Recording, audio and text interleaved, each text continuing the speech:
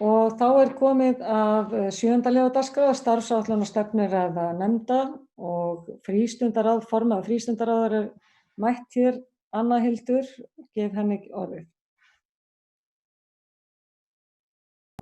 Takk fyrir.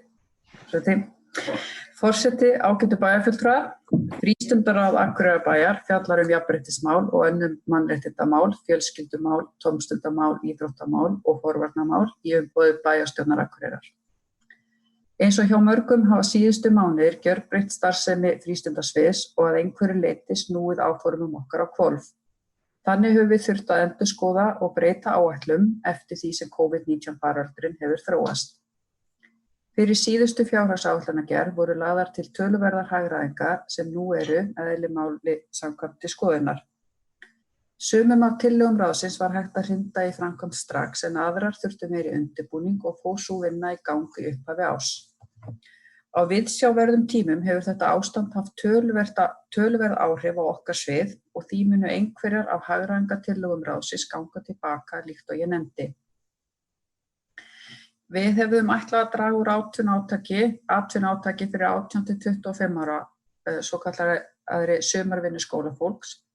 Í ljósi stöðunnar á atvinnumarkaði núna ljóst að atvinnuleysi á meðal ungs fólks mun aukast umtalsvert og mjög erfitt fyrir þennan aldur að fá vinnu.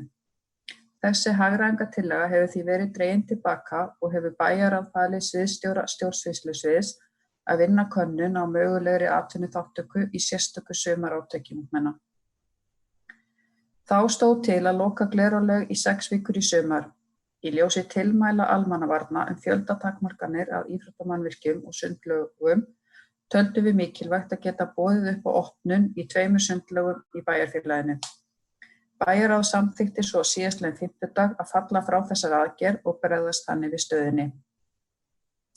Eitt af því sem frístundaráð lagði til var flutningur á handverksmiðstöðinni Punktinum sem staðsettur í Rósinborg upp í Víðilund.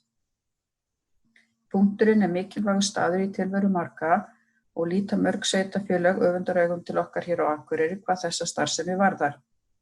En eins og þið vitið þá erum við með aðra tómstundamiðstöð í Víðilundi sem fyrir aldraða og var markmiðið að gera hana öflugri og útvíkka þannig að hún væri ekki eingöngu fyrir aldraða.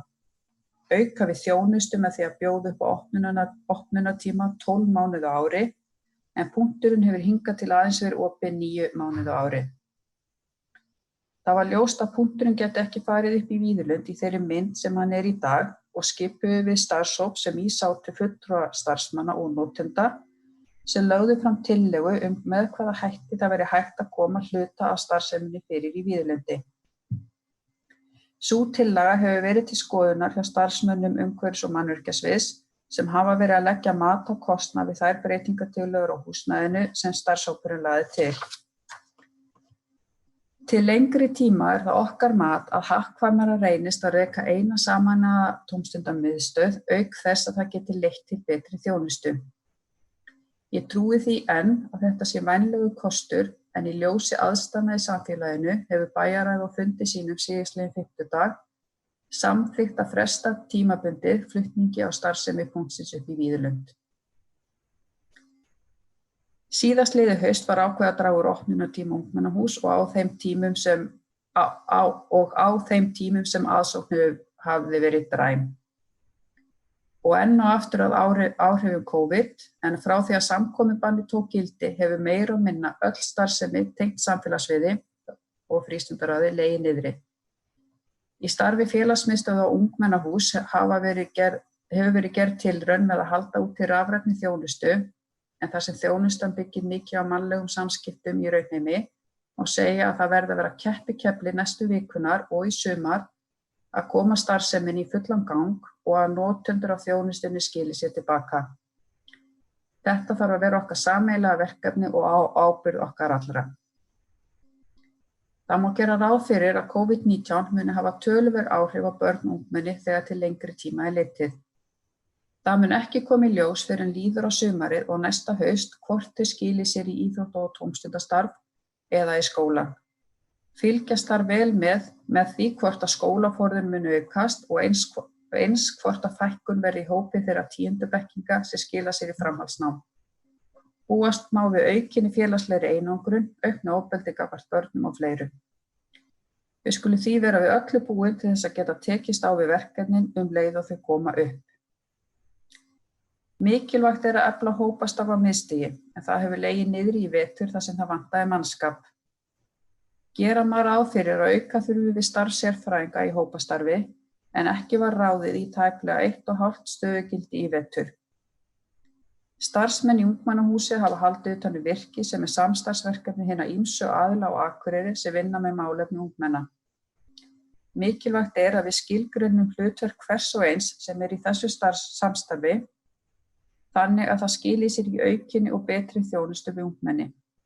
Einn liður í því til dæmis að bjóða upp á meiri ráðgjafarþjónustu í Rósenborg frá öllum samstarfsaðilum eða í gegnum fjarfundabúnað, og það gaman að segja frá því hér að Akureyrarbær að ganga frá samningi við Caraconect sem stafræn vinnustöð fyrir sérfræðinga.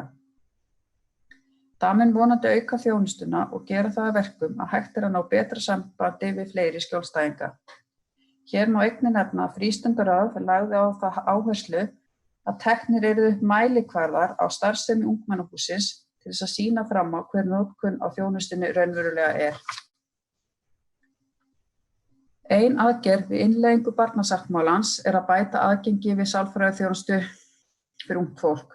Æskilegt væri að við í samstarfi við heilbrigðisþjónustuna getum bætt úr því að töluvert ákall eftir þessari þjónustu.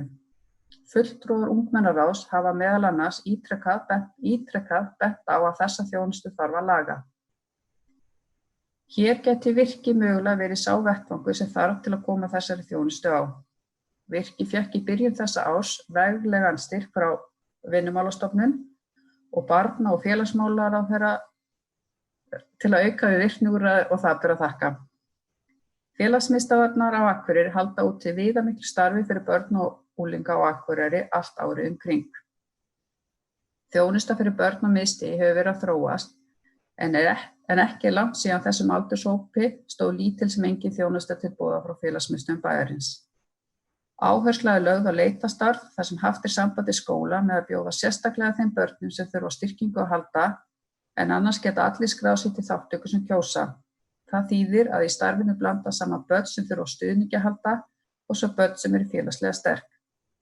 Það gott samstarf í fræðslusvið en við þurfum að breikka þetta samstarf og vinna líka náið með fjölskyldusviði. Frístundaráð lagði til í starfsáætlun að allt tómstundastarf barna og unglinga á Akureyri yrði undir sama hatti á samfélagssviði en ekki á 2 stöðum eins og það í dag. En búsetusvið hefur haldið utan tómstundastarf fyrir fötluð börn og ungmenni. Með þessu næst vonandi meiri samlegð í starfsmannahaldi og aukinni þjónustu við alla óháð fötlu. Liðveisla, tómstundastarf og sumarvinna með stuðningi eru liðir sem eiga heima undir sama hatti. Beðið eftir lagabreytingu svo að af tilfærslunni geti orðið. Forvarnir eru veigamikill þáttur í starfi frístundaráðs. Í starfsáætlun 2020 lagt upp með að auka samstarf við framhaldsskólana. Starf forvarnateymis verður eflt og sérstaklega verður hugað að forvarnamálum ungmenna á aldri 14 til 18 ára. Í þessu samhengi verður það að vera verkefni að brúa betur bilið á milli grunn- og framhaldsskóla. Við erum í þeirri vegferð að verða barnvænt sveitarfélag og börn eru börn til 18 ára aldurs. Og samfélagið má því ekki linna takið og sleppa því þegar börn klára grunnskóla. Það verður því að ramma betur inn samstarfi við framhaldsskólana. Það ljóst að þegar við tökum höndum saman, þá verðum við öflugari í að vinna málefnum unga fólksins okkar og það vilja allar að vinna saman og á þessu sviði getum við alltaf gert betur. Vinna við nýja forvarnastefnur í vinnslu og aðgerðaáætlun forvarnastefnuna verður endurnýjuð fyrir árið 2020 til 2022. Þrátt fyrir að forvarnastefnan sem slíks í útrunnin hefur ítarlega aðgerðaáætlun ætíð verið uppfærð á 2 ára fresti. Horft verður til heimsmarkmiða Sameinuðu þjóðanna í þessu samhengi og þau innleidd í okkar starf. Núna í mars var skýrslu varðandi stöðu innleiðingar á barnasáttmála Sameinuðu þjóðanna og þeim aðgerðum sem bæjarstjórn samþykkti að fara í í byrjun árs 2019 skilað inn til UNICEF. Aðgerðaráætlunin var fyrsta skrefið í átt að barnvænu sveitarfélagi og var ætlað að styðja við alla þætti stjórnsýslunnar og aðstoða sveitarfélagi við að verða barnvænna á öllum sviðum stjórnarhátta, umhverfis og þjónustu. Markmið aðgerðaráætlunarinnar var að tryggja virka þátttöku barna og að tryggja að sjónarhorn þeirra séu gerð skil í allri ákvarðanatöku sveitarfélagsins. Fulltrúar UNICEF munu núna í maí gera úttekt á stöðu innleiðingarinnar með því að ræða við lykilstjórnendur sveitarfélagsins, fulltrúa í stýrihóp innleiðingarinnar og fulltrúa í ungmennaráði. Að þeirri úttekt lokinni mun Akureyrarbær vonandi með stolti geta sagst vera fyrsta barnvæna sveitarfélagið á Íslandi. Þeim titli verðum við að flagga og halda vel utan þetta verkefni með nýrri aðgerðaráætlun. Ég vil nota tækifærið og þakka verkefnastjóra innleiðingar barnasáttmálans og þeim starfsmönnum sem hafa komið að þessu verkefni fyrir vel unnin störf. Akureyri þátttakandi í heilsueflandi samfélag sem mjög áhugavert verkefni sem landlæknisembættið stendur fyrir. Það sem miðað að því að þróa samfélagslegan ramma utan markvissa og heildræna heilsueflingu allra aldurshópa. Það má segja að það ástand sem varað hefur undanfarnar vikur hafi ýtt okkur enn meira í þá átt að vera heilsueflandi samfélag enda hafa íbúar Akureyrar verið ansi duglegir að hreyfa sig og nýtt okkar frábæru útivistarsvæði og stígakerfi bæjarins. Það verður að teljast mjög jákvætt að verið sé að vinna að nýju stígakerfi með áherslu á aukna útivistarmöguleika. Vinna að markvissri aðgerðaráætlun hefur verið í gangi og stefnt að því að klára hana fyrir haustið. Sem samfélag verðum við að nýta þann meðbyr sem COVID-19 hefur skapað gagnvart því að fá fólk upp úr sófanum og út að hreyfa sig. Mjög mikilvægt að koma aukinni hreyfingu á meðal eldri borgara og leggja þar meiri áherslu á heilsueflandi framboð í tómstundastarfi fyrir eldri borgara. Sú vinna nú reyndar þegar hafin og stefnt að auknu framboði strax í sumar. Hér á Akureyri fjölbreytt íþróttastarf sem byggt á frjálsum félagasamtökum sem hafa sýnt það í verki að þeim treystandi til að halda uppi öflugu íþróttastarfi. Íþróttastefnan sem kom árið 2018 og gildir til ársins 2022 með skýra framtíðarsýn og vinna við gerð aðgerðaráætlunina hafin. Þar sem allt skipulagt íþróttastarf barna og unglinga hefur legið niðri síðan samkomubanni var sett á, þá vonum við að öll börn snúi tilbaka til að stunda sína íþrótt. Íþróttir skipa stóra sess í lífi barna og ungmenna og mikilvægur þáttur í uppeldi þeirra. Í íþróttastarfi læra börn og ungmenni aga, reglur, samvinnu, jafnrétti og læra að keppa á heiðarlegan hátt og bera virðingu fyrir öðrum. Þau læra einnig hvernig á að ná árangri, gefast ekki upp, taka ósigurum og koma vel fram við aðra.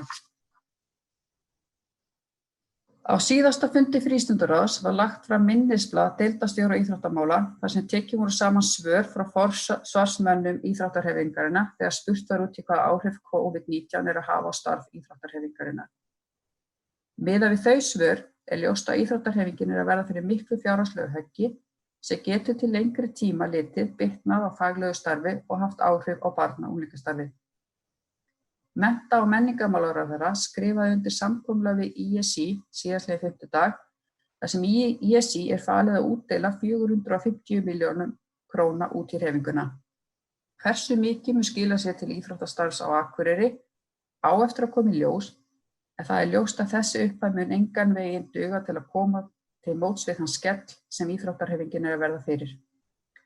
Það verður því áskorun á samfélagið og sameiginlegt keppikefli okkar að öll börn og ungmenni snúi aftur til æfinga og helst fleiri til.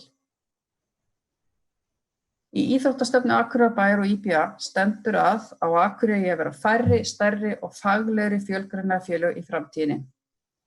Það verður að segjast eins og að þrátt fyrir að þetta markmið hafi verið sett inn í stefnuna og meðal annars eftir vinnufund með fulltrúum flestra íþróttafélagana, þá hefur þegar á hólminn komið illa gengið að fylgja þessu eftir. Nokkur félög hafa átt í viðræðum og tímabili stefndi í að Fimleikafélag Akureyrar myndi sameinast annaðhvort KA eða Þór og yrði deild innan þeirra raða. Í miður þá gekk það ekki eftir. Við búum því miður við það ennþá að tilfinningar ráða meira en skynsamleg rök sem eiga að leiða til hagræðingar í rekstri og betra og faglegra utanumhaldi.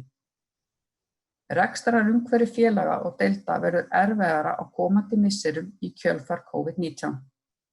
Af þeirri staðreynd einnig ætti það að vera keppikefli félagana að leita allra leiða til að hagræða með hugsanlegri sameiningu við önnur félög og finna sameiginlega fleti til að vinna að. Þrátt fyrir félagafrelsi í landinu má velta því upp hvort að sveitarfélög almennt eigi ekki að stíga fastari niður fæti þegar kemur að þessum sameiningarmálum. Frístundaráð skilaði sér skýrslu forgangsröðun á uppbyggingu íþróttamannvirkja til bæjarstjórnar í október á síðasta ári. Bæjarstjórn hefur tekið hana til umræðu og hafið uppbyggingu samkvæmt tillögunum, en á dögunum var samþykkt að fara í uppbyggingu á svæði Nökkva sem var einmitt fyrst á lista í forgangsröðinni. Og ég vil nota tækifæri og þakka vinnuhópnum sem vann skýrsluna fyrir þeirra vinnu. Eitt af áherslumálum núverandi meirihluta hefur verið að koma á aukinni samfellu í íþrótt- og tómstundastarfi. Ráðinn var sérstakur verkefnastjóri til að leiða þá vinnu og hefur hann skilað af sér tillögum til að vinna þetta verkefni áfram. Þær tillögur snúast annars vegar að færa æfingar yngstu barna framar í stundatöfluna sem kom til framkvæmda strax síðastliðið haust, kom á svo eitthvað frístundastrætó sem mun nýtast fleiri íþróttafélögum en KR-rútan gerir í dag. Og hins vegar tillagan að auka við gæðastarf í frístund og taka upp þau gæðaviðmið sem mennta- og menningarmálaráðuneytið hefur gefið út. Gallup framkvæmir reglulega þjónustukannanir fyrir sveitarfélög. Í niðurstöðum sem voru kynntar núna í byrjun árs kom fram í opnum svörum þegar spurt var út í skólastarf töluvert ákall eftir aukinni samfellu í skóla- og frístundastarfi og að sveitarfélagið ætti að bjóða upp á frístundastrætó til að losa foreldra undan því að vera á sífelldum þeytingi með börn sín á æfingar. Rímar það vel við rannsóknir sem gerðar hafa verið við Háskólann á Akureyri samþættingu vinnu og einkalífs, þar sem akstur vegna æfinga barna á vinnutíma var nefndur sem mikill streituvaldur foreldra á Akureyri. Í ljósi þess að það þrengir töluvert að í rekstri sveitarfélagsins ljóst að ekki hægt að framkvæma allar þær tillögur sem lagðar voru fram. Það verður að taka þetta í áföngum. Innleiðing á auknu gæðastarfi frístunda á að koma inn sem aðgerð í nýrri menntastefnu og framkvæma skal það í nokkur skrefum, þannig að til dæmis næstu 2 til 3 árum hafi allir grunnskólar á Akureyri innleitt ný gæðaviðmið frístundastarf. Hagur okkar allra að þetta komist á og á að vera samvinnuverkefni frístundaráðs og fræðsluráðs. Við trúum því að þetta takist á endanum að koma á samfellu í skóla- og frístundastarfi barna og fíllinn verður ekki gleyptur í einum bita. Ég bjartsýn á að lausn verði fundin á hverjum tíma sem henti bæði börnum, foreldrum og rekstri sveitarfélagsins. Í starfsáætlun sem var lagt upp með að endurskoða fyrirkomulagið á sumarátaki ungmenna og skapandi sumarstörfum.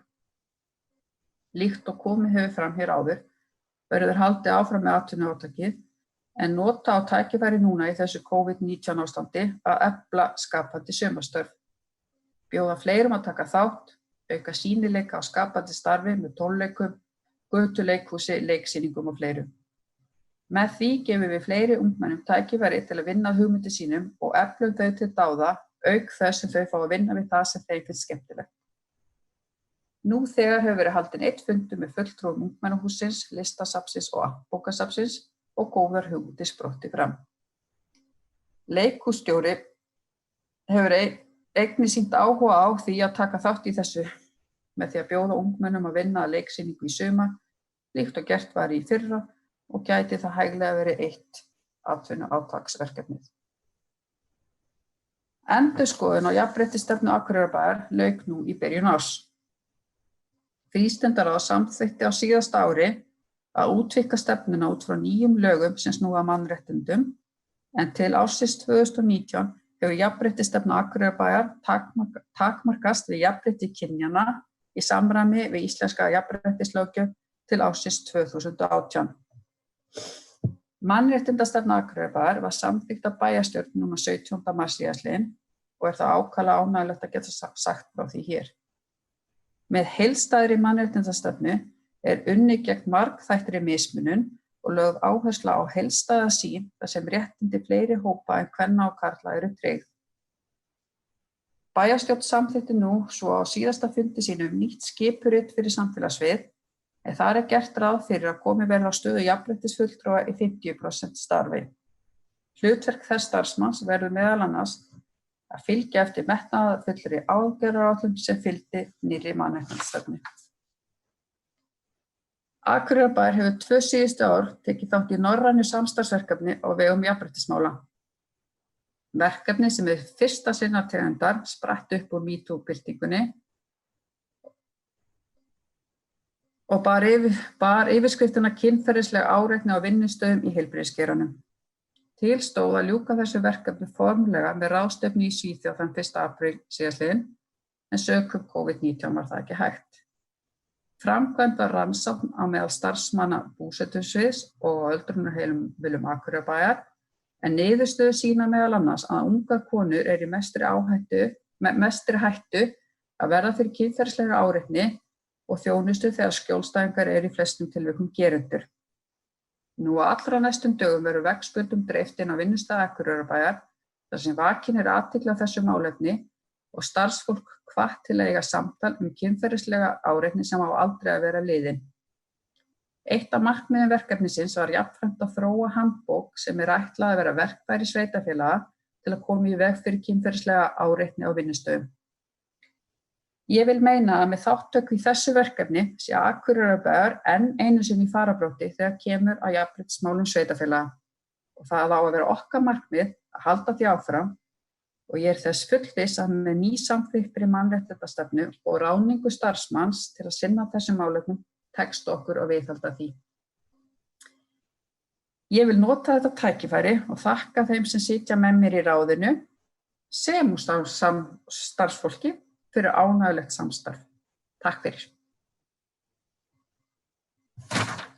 Þá hefur formaður frístundaráðs, Anna Hildur Guðmundsdóttir, lokið máli sínu. Orðið laust. Næst tekur til máls bæjarfulltrúi Eva Hrund Einarsdóttir. Já, forseti ágætu bæjarfulltrúar. Mig langar að byrja á því að þakka Önnu Hildi fyrir yfirferðina. Ég veit að það örugglega ekki einfalt að setja þetta saman á þessum tímum þegar COVID því að það allt búið að breytast og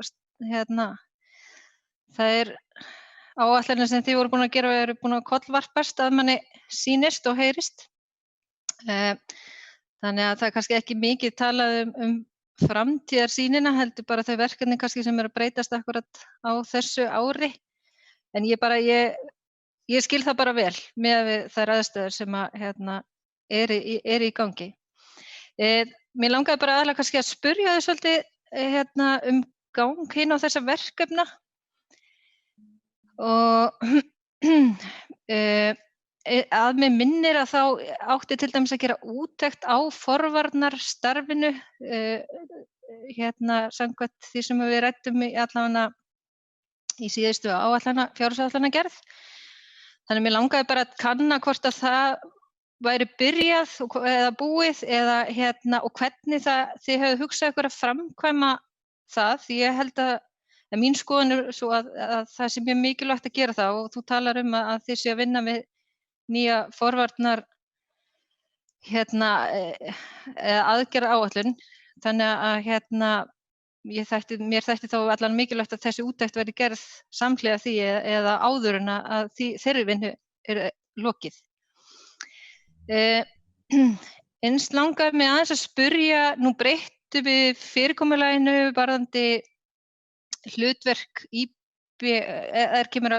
IBA og því hlutverki sem Akureyrarbær gegndi gagnvart íþróttafélögunum á sínum tíma. Mér langaði bara að spyrja hvernig það gengur og hvort að þið séu sátt við þær breytingar sem hafa orðið og eins hvort það hefur verið kannað hjá íþróttafélögunum, hvort að þau séu ánægð með þá breytingu eða hvort það þurfi að fylgja því betur eftir.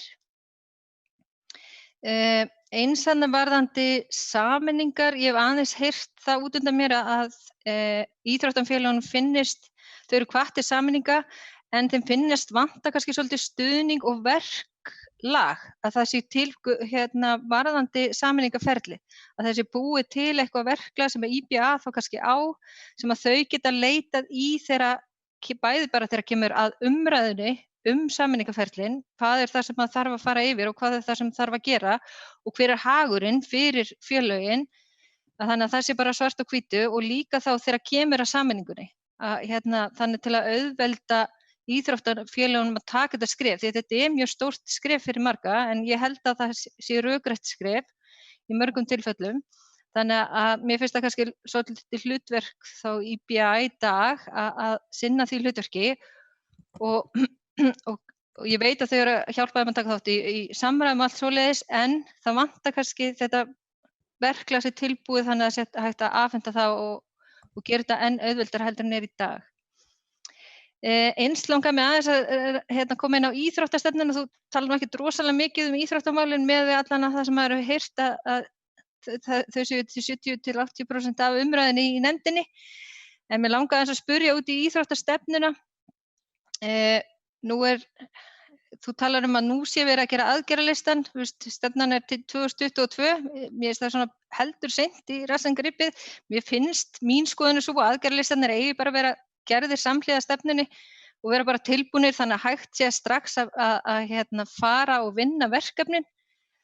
Þannig að mér langar bara aðeins að spyrja hvernig það gengur til dæmis, það er íþróttafélögin hefur hvött til að skapa vettvang fyrir iðkendur sem hafa ekki hug á keppnisþátttöku, þetta er mikið rætt meðal foreldra, þannig að mér langar að spyrja hvort að þið séu eitthvað farin af stað í því og eins með vinna með skólakerfinu að bættri nýtingu íþróttamannvirkja, auka aðgengi fyrir almenning og þess háttar, hvernig það gengur. Og svo held ég reyndar bara vísa ég til forseta, ég held að það væri bara gott fyrir okkur að taka umræðu aftur íþróttastefnuna kannski bara sér og ræða hana.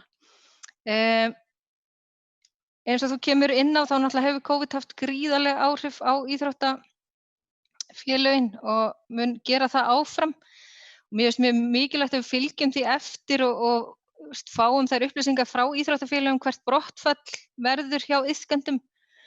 Og við reynum að stuðla því að það verði sem minnst, hvort að við getum þá eitthvað gripið inn í eða aðstoð við það. Og svo með samfelldan skóladag, þetta held ég búið að vera eilífðarverkefni, held ég að síðasti meirihluti hafi líka sagt það að ætla að koma þessu í gegn og örugglega meirihlutin þar á undan.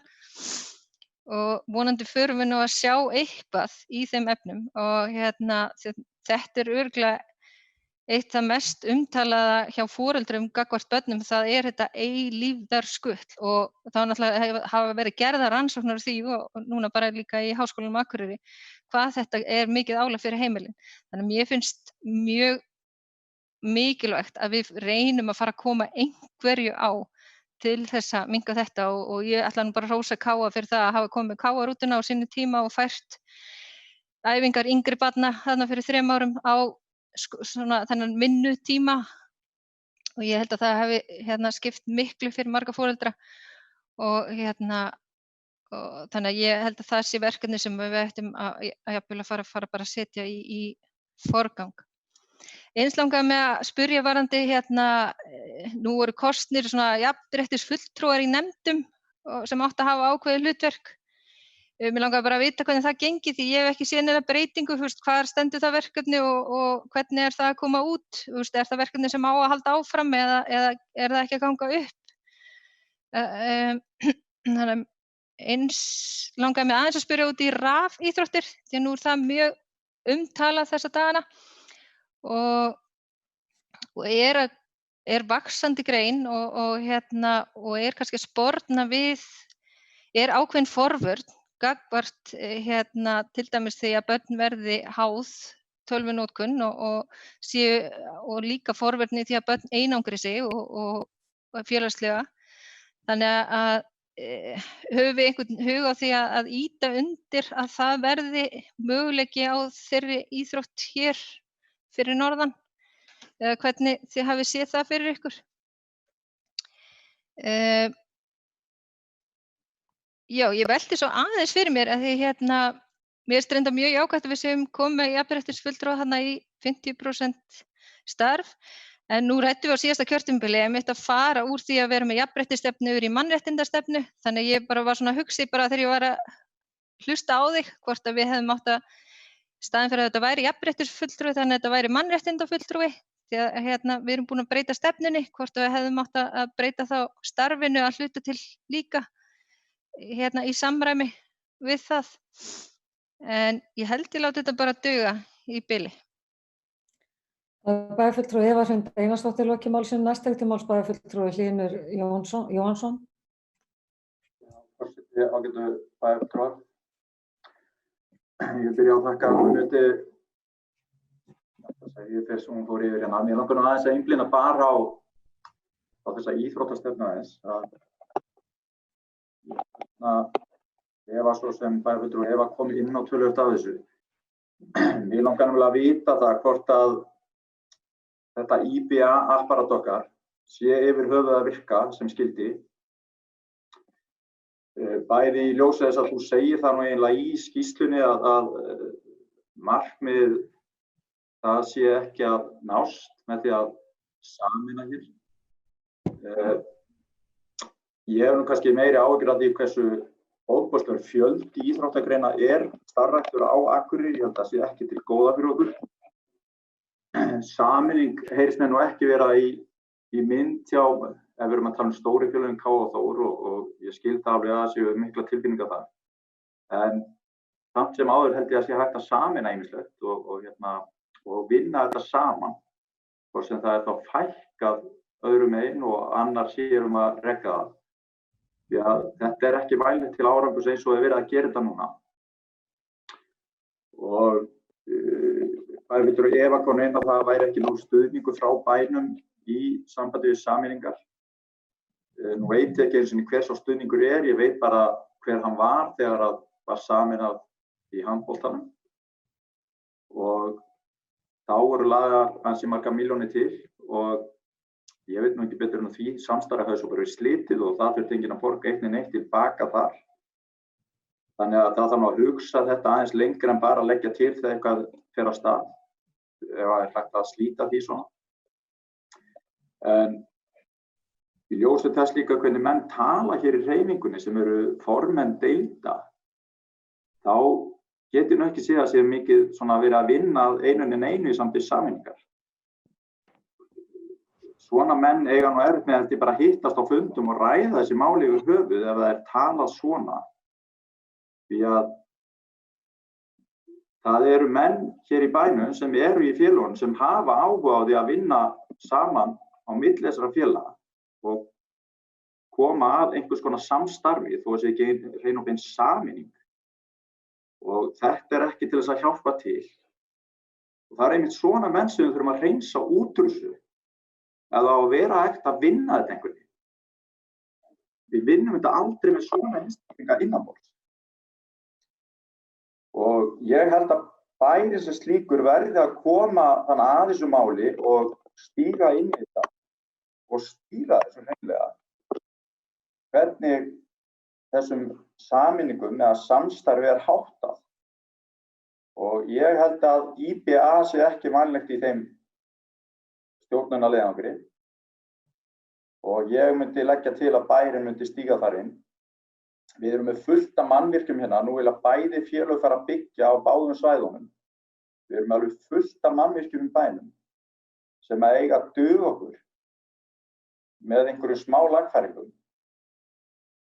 Í ljósi þess hvað við erum að takast á við núna í þessu COVID-dæmi, þá mun það nú ekki hjálpa til við að fara í einhverjar uppbyggingar hérna og þá verða menn hreinlega bara að láta vitið aðeins hafa forgang í þessu málum og hjálpa bænum í þessu.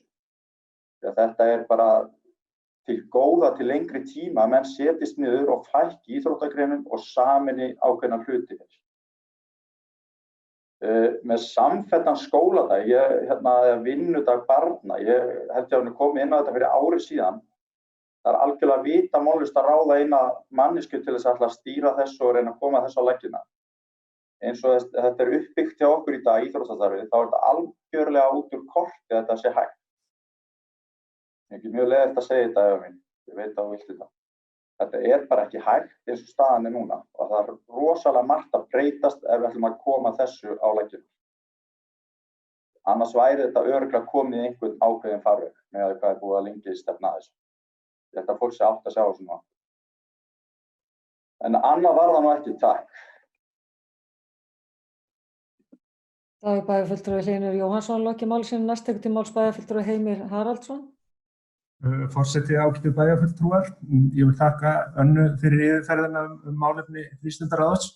Mér langar að lýsa ánægju minni yfir að það eigi að skilgreina betur það starf sem fer fram innan virkisins vegna þess að þar orðið ótrúlegu mannauður sem hefur bæði sérfræðiþekkingu og mikla reynslu af því að vinna með ungmennum en þeir koma úr ólíkum áttum og hættan alltaf sú að þegar að einstaklingar koma úr ólíkum áttum þó þeir séu allir að vilja gerðir, þeir vinna hjá ólíkum stofnunum, þeir vinna hjá sveitarfélagi og ríki að einhvern veginn að allir bíða eftir því að einhver gera eitthvað og segi sér í raun og veru hvað eiga að gera.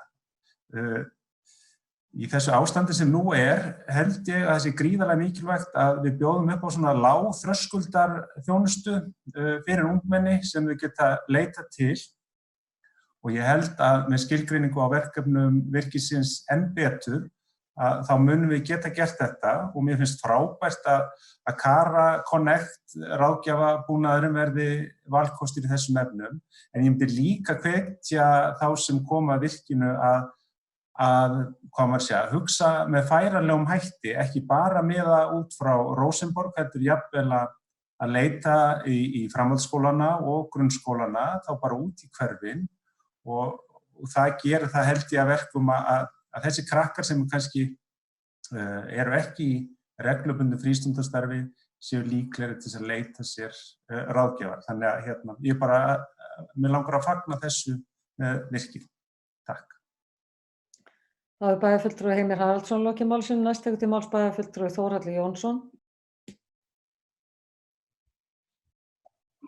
Já, forseti, ágætu bæjarfulltrúar.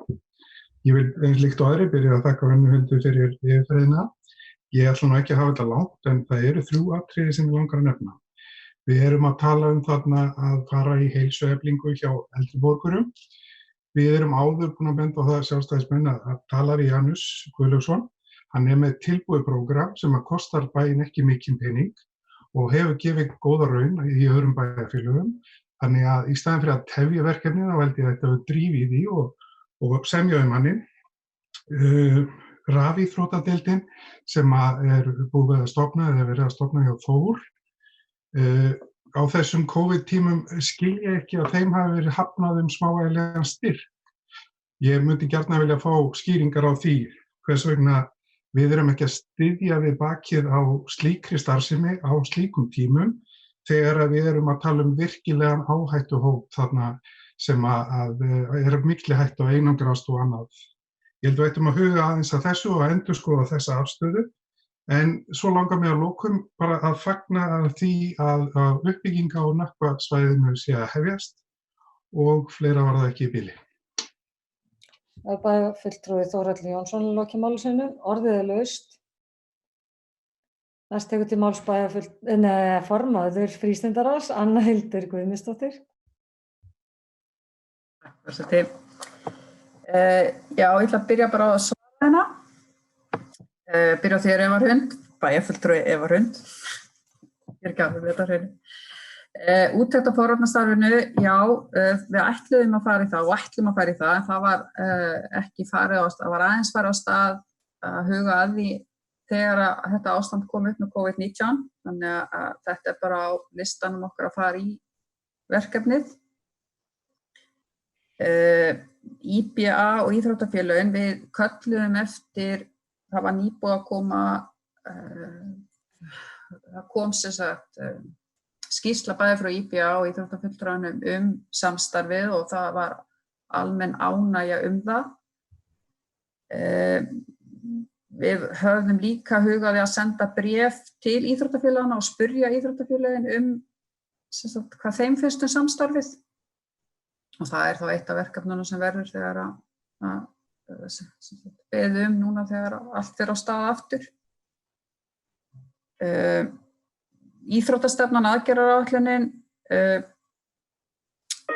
íþróttafulltrúinn hefur verið upptekinn í öðrum verkefnum og hefur verið reynd, já, þannig að hann var byrjaður á þessu og núna komin á fullt aftur í sitt starf sem íþróttafulltrúi, þannig að þetta á áætlun að fara í þessa aðgerðaráætlun og halda áfram að vinna við það.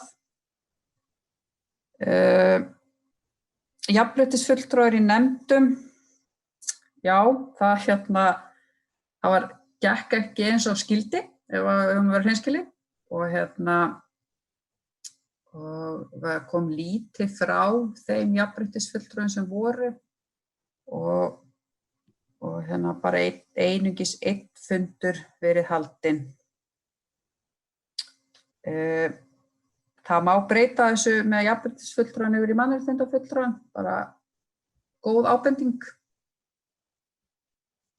Rafíþróttir, við fundum ekki pening hjá okkur fyrir þessu verkefni, en studdum þá áfram með þeir náttúrulega fá húsnæði hjá Þór.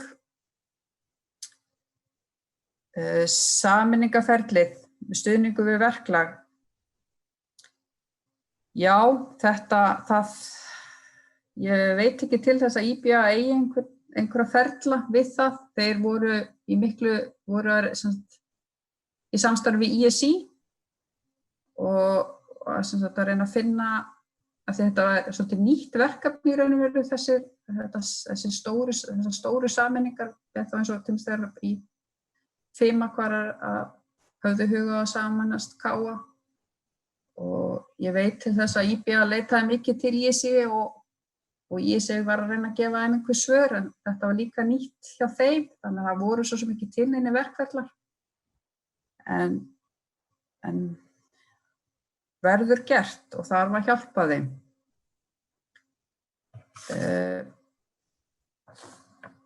Samfelldur vinnudagur, Hlynur, bæjarfulltrúi Hlynur og Eva Hrund.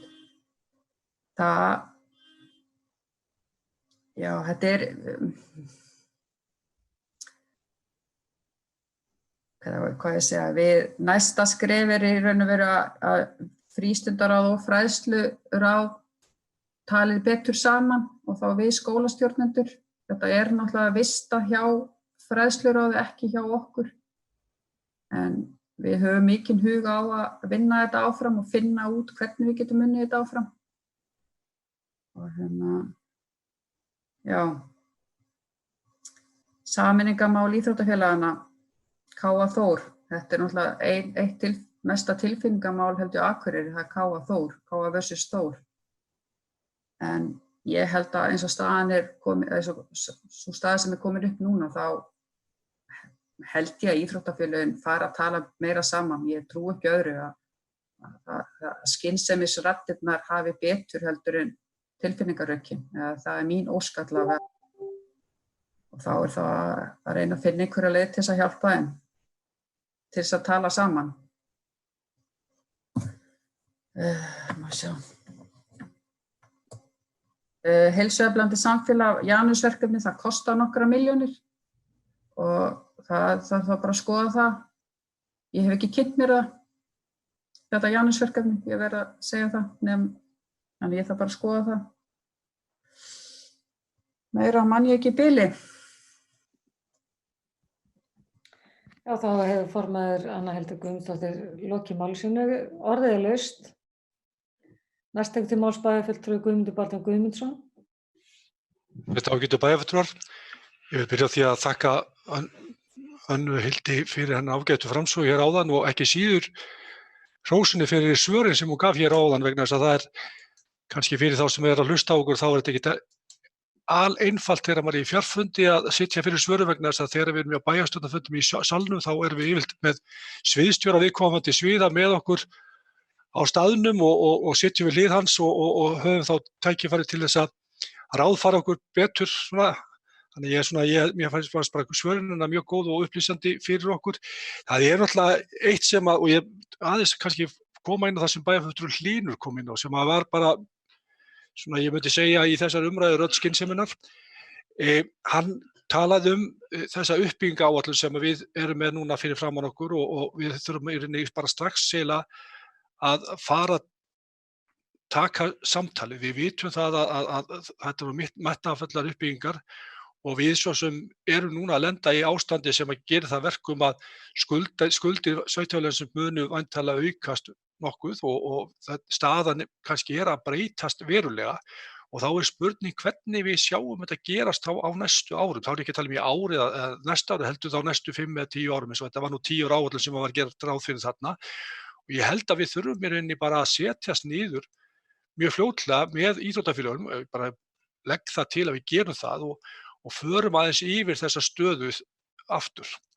Ég held að það sé mikilvægt vegna þess að forsendur eru svolítið að breytast hjá okkur og við þurfum bara að velta fyrir okkur hvernig við getum þá tekist á við það metnaðarfulla markmið sem var sett fram í þessari uppbyggingaráætlun að fara í framkvæmdir hér fyrir ef ég man rétt 7 milljarða króna tæpa.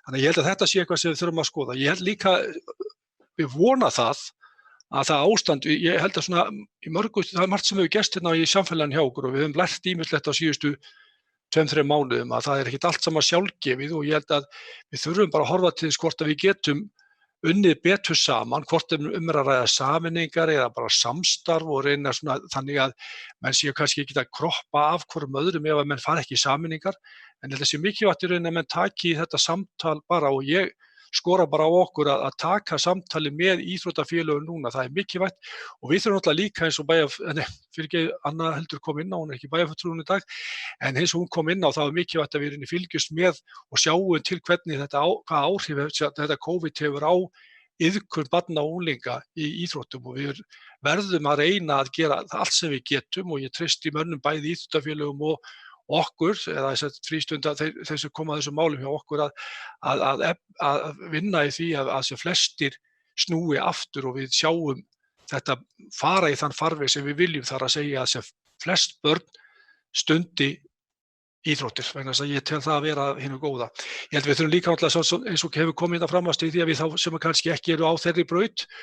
Það hefur rætt rafíþróttir, það hefur verið rætt það og auðvitað það eitthvað sem svona svolítið nýtt fyrir okkur, það var ekki til peninga fyrir því áætlun. Hvað gerist á næsta ári veit ég ekki en þetta náttúrulega hópur barna sem eins og bæjarfulltrúi kom inn og ef ég man rétt bæjarfulltrúi Þórhallur talaði að væri áhættuhópur og mikilvægt að skoða. Varðandi heilsueflandi samfélag þá heilsueflingu aldraðra, það er mikið verið að tala um Janus svo bæjarfulltrúi Þórhallur kom inn á það. Það hefur kostað töluverða peninga.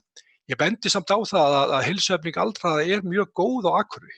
Við erum hérna með, það í rauninni mjög góð tækifæri til þess að stunda líkamsrækt og halda sér í formi þegar þú ert aldraður á Akureyri og ég minnist þess alltaf þegar fyrrverandi formaður félags eldri borgara, Haukur Ingibergsson kom á málum og sagði það að hann vildi gjarnan og hann nú stundum hérna að segja að Akureyri sé alveg kjörinn staður til að verða aldraðra vegna þess að það svo mikil og góð aðstaða fyrir að hans mati fyrir aldraðra til að takast á við elli árin. Þannig ég vildi koma bara því á framfyrir en ég vildi bara ítreka það að við þurfum í rauninni að eiga samtali fyrir að setna við íþróttafélögin öll þessi mál sem snúa bæði að uppbyggingum og bara rekstri íþróttafélaga.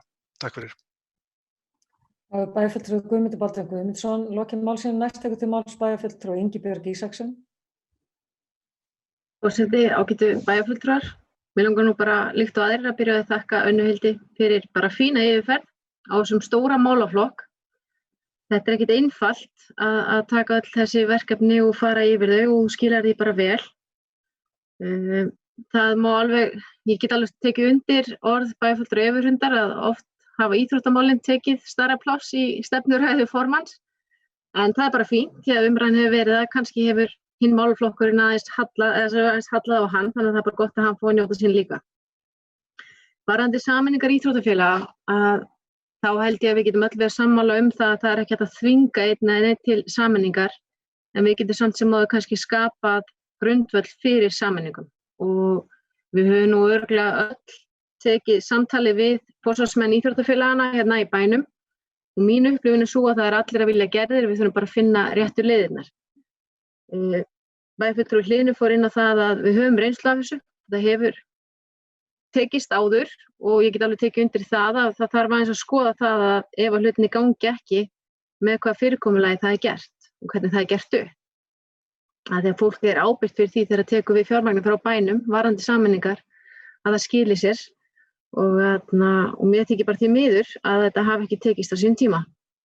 En ég held að allir sé að vilja gerðir og ég held að sé líka þannig og nú máttu leiðrétta mig Anna Hildur, en varðandi formúluna, varðandi rekstrarframlagi til íþróttafélaga, þá hækkar framlagið eftir sem íþróttafélaginu er stærri og það skila sér kannski betur í rekstrarhagkvæmni fyrir íþróttafélögin og þau geta þá nýtt sér líka frekari samlegð í rekstrinum varðandi bókhald og styrktarþjálfun og annað og ég held að það sé líka eitthvað sem að íþróttafélögin geta horft frekar til. Það er styrktarþjálfari og annað sem það hafa innanborðs hjá sér. Það er gríðarlegur mannauður sem býr hjá íþróttafélögunum og þau geta nýtt sér þetta þá fyrir aðrar íþrótti þá líka. En yfir einmitt í styrktarþjálfun eldri borgara.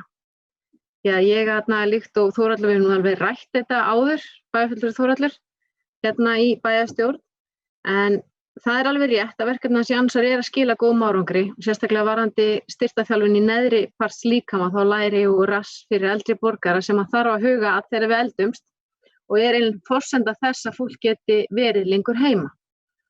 En líkt og bæjarfulltrúi Guðmundur kom inn á áðan að þá eru margar aðra leiðir og mörg tækifæri hérna í bænum til þess að stunda líkamsrækt.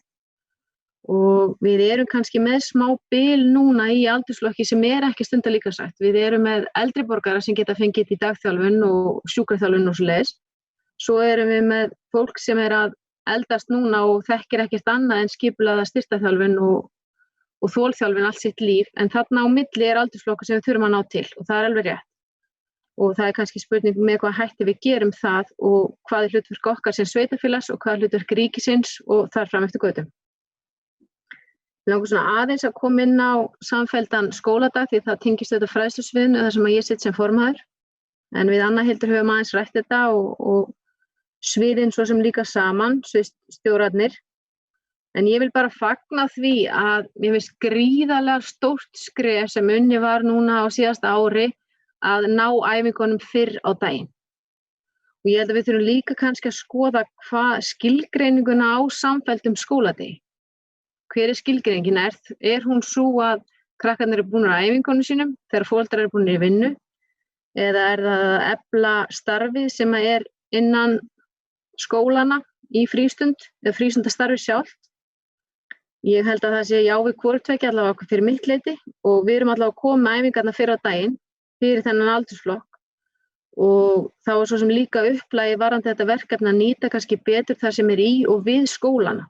Þá er ég að ræða umhverfið, aðstöðuna sem er vissulega misjöfn á milli skóla en líka mannauðinn sem er innan veggja skólana og þetta verkefni mun vera sett og er búið að setja inn í aðgerðaáætlun varðandi innleiðingu og nýrri menntastefnu og við þurfum að framfylgja líka varðandi gæðastarf og gæðaviðmið í frístundastarfi. En ég vil líkt og aðri fagna því að við séum að fara í uppbyggingu á Nökkvasvæðinu.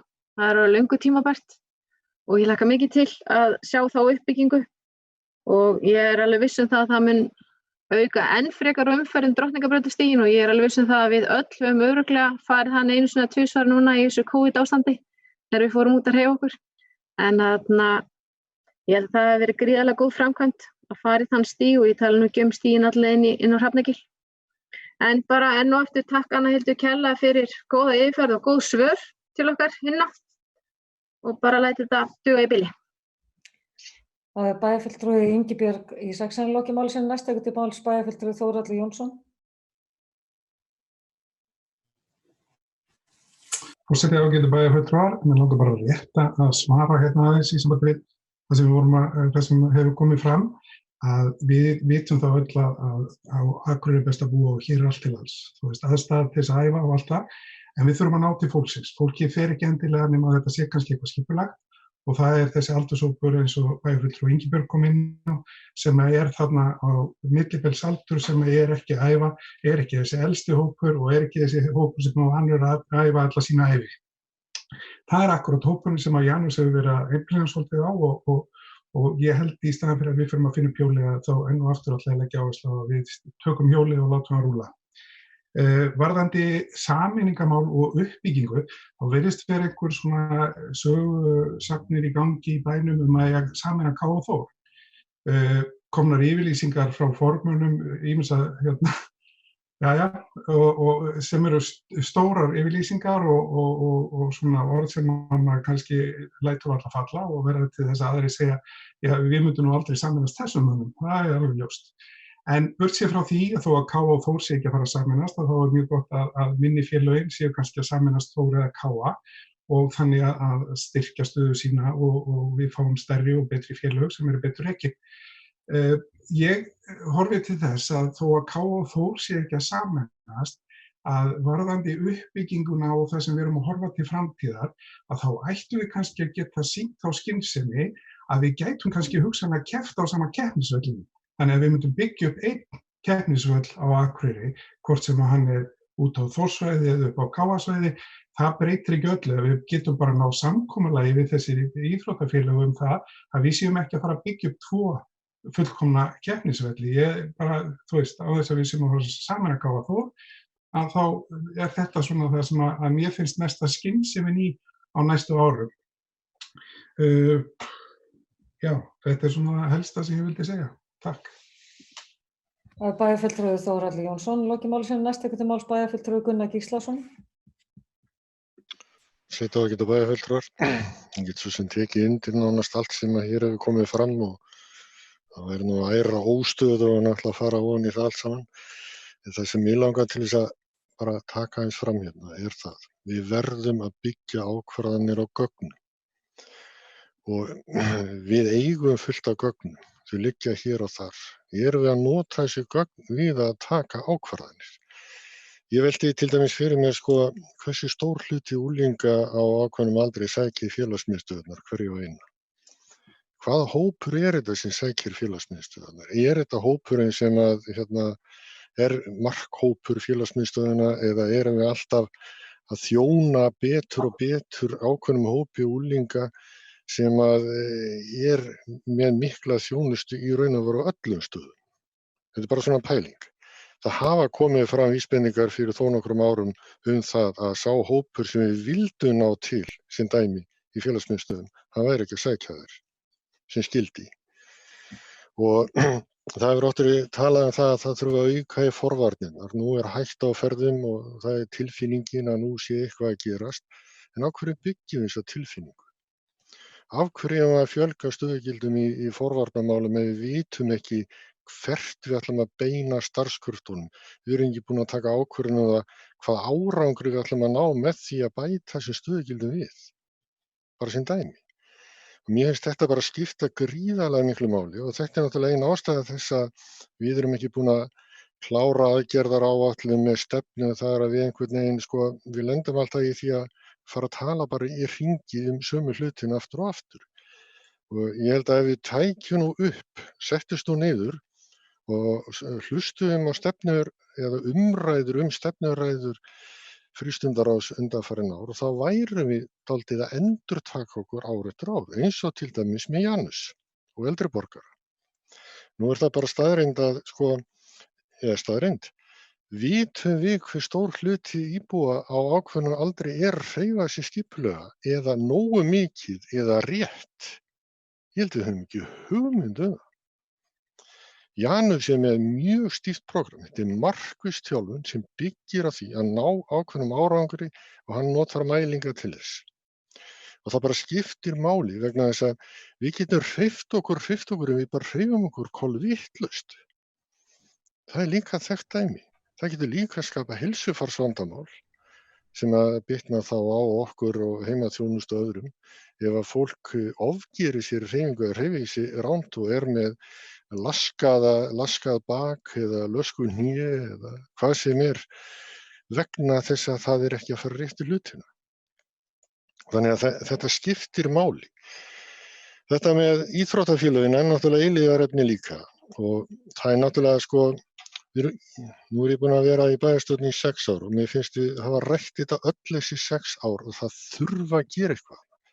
Við samþykkjum stefnu sem gengur út á það að fækka félögunum og koma færri fjölgreina félögum sem standa sterkar. Og hvaða skref höfum við stigið til að ýta undir þetta? Jú, það var ákveðið að auka að binda fjárveitingar að einhverju leyti við starf félaga og það hvernig félagið væri að fara í sameiningar eða stækka. Kannski þurfum við bara að stíga ennþá stærri skref í þessa veru ef að það leiðin til að þetta virki. Það bara þannig.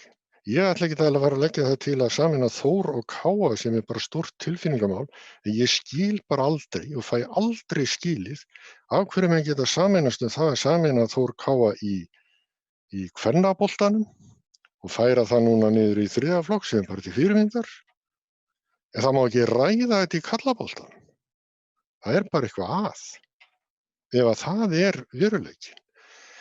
Og við sjáum það líka þar sem að félögin skipta svona milli sín íþróttagreinum eins og Þóra með körfuboltann, Káa með blakið, það bara hellings vinna að halda utan þetta. Þó þetta séu sitthvorum staðnum ekki stundaði báðum félögum.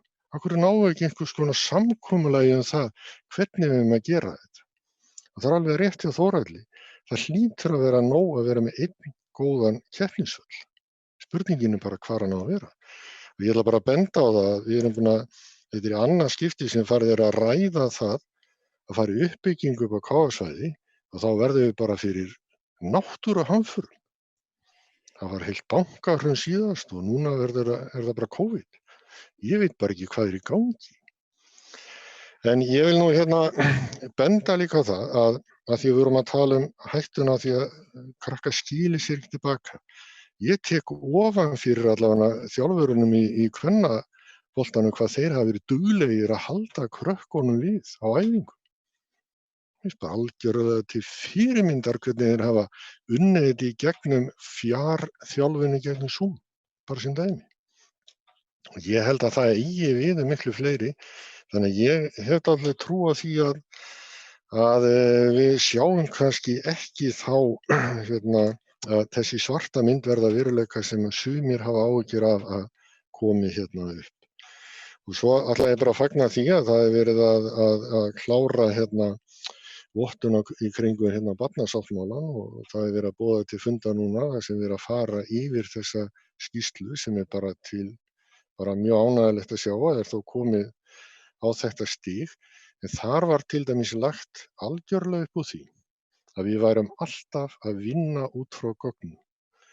Og ég treysti því og veit að það hellingsvinna ennþá eftir í því að koma þeim gagnagrunni og þeim gæða viðmiðum á þann stað sem að við viljum hafa hann til að geta tekið réttar ákvarðanir. Eða sem réttar starf. En ég ætla bara að fagna þessu. Það margt gott að gerast en við þurfum að sjá meiri framfæri í þessu og svo ætla ég bara rétt að nefna mig íþróttaskólann. Ég ætla bara að taka undir með Hlín og reynda fleiri sem hafa talað yfir að þetta náttúrulega tekið ótrúlegan tíma. Ég var nú fræðslustjóri lengi og ég held að meiri hlutan af þeim tíma hafi verið þessi umræðu í gangi og við komumst aldrei neitt með þetta. Þó við værum að leggja í þetta mikla vinnu og ástæðan var alltaf þessi sama. Það var kostnaður. Það var bara svo brjálæðislegur kostnaður við akstur og tilfærslur í kringum þetta því að menn ætla að fara með krakkan í alla íþróttir og koma alls staðar við. Ég vil bara meina að við erum að horfa bara öðruvísi á þetta. Við erum að horfa bara samfelldan skóladag frá 4 ára til 8 ára og eitthvað í þá veruna og þú ert með leikskóla að hluta inn í þessu og þar bara fléttum við inn í tómstundur og íþróttir miðað við þær aðstæður sem eru í hverjum skóla. að þær aðstæður eiga náttúrulega að vera sambærilegar. Og þar með sko búum við bara til íþróttaskóla eins og bæjarfulltrúi Hlínu var til dæmis með á sínu tíma bara í enga business þannig lagað. Þetta eitthvað sem að sko á bara að leggja upp úr Norðmenn hafa til dæmis lagt mikið upp úr. Það myndi leysa þetta verkefni. Og það væri þetta að flétta þetta inn í skóladaginn, flétta saman leikinn, þjálfunina, æfinguna, námið frá 8 til 4. Punktur, máli leyst. Frábær lausn, takk. Bæjarfulltrúi Gunnar Gíslason loki máli sínu næst. Tekur til máls bæjarfulltrúi Hlínu Jóhannsson. Já, forseti, ég vil bæjarfulltrúar, mér langar aðeins að skipta mér að þessu Janusarmáli. Þetta alveg rétt sem að bæjarfulltrúi Gunnar kom inn á. Ég held við getum horft á fundinn frá síðasta ári og við erum að segja næstu nákvæmlega sömu hluti það dæmi.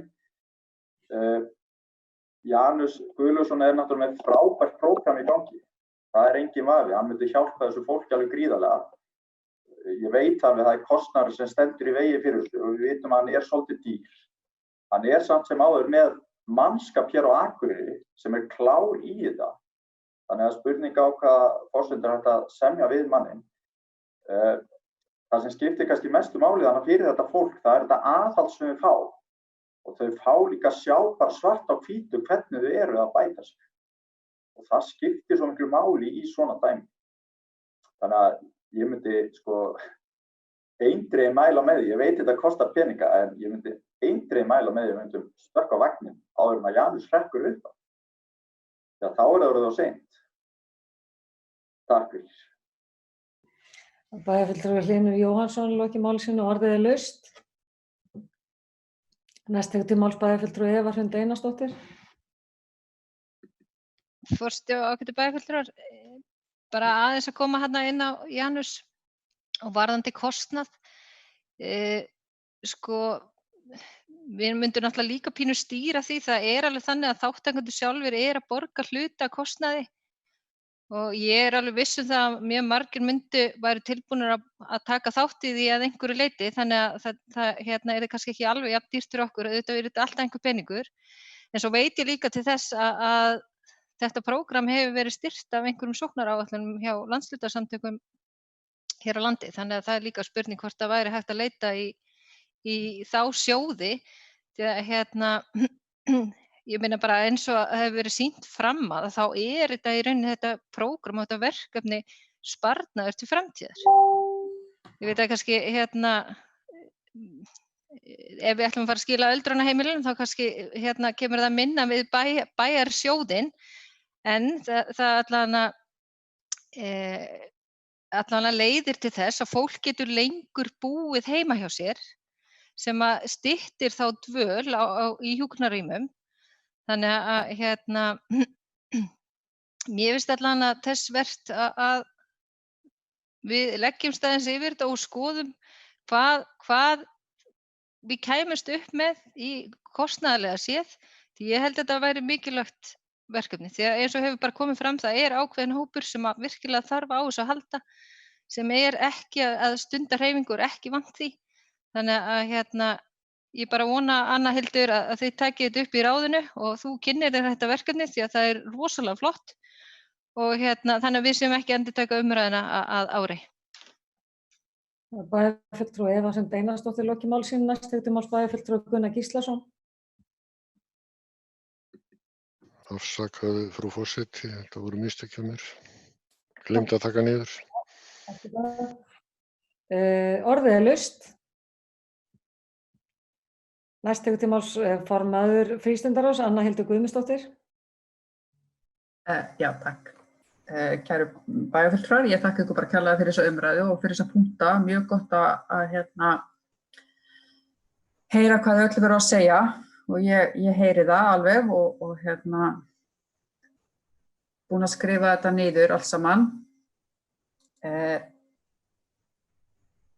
Með punktana sem var rætt í fyrra, eða síðustu stefnuræði að ég vona svo innilega að ég mun ekki að endurtaka mig að ári, en það var náttúrulega formannaskipti í ágúst á síðasta ári, en Janusarverkefni gæti verið á bilinu kostnaðar við það gæti verið á bilinu 12 til 15 milljónir. Ég spurðist fyrir það hérna, en eins og ég segi bara takk fyrir þessa góðu umræður og fá þessa punkta frá ykkur. Ég ætla líka að þakka ykkur fyrir, fyrst ég hérna, þakka ykkur fyrir umræðunar á síðasta bæjarstjórnarfundi við lið 7, á 7. lið þar sem þið voru að tala eftir stefnuræðu Guðmundar-Baldvins. Ég hlustaði á það og þetta voru mjög áhugaverðar umræður og ég þakka ykkur fyrir þær. Það komu mjög margir punktar þar sem var gott að heyra, en annars bara þakka ég fyrir mig. Það hefur formaður Anna Hildur Guðmundsdóttir lokið máli sínu og orðið laust. Þess að fleiri hafa ekki kvatt sér hljóðs, þá segi ég umræðum þannig lið lokið.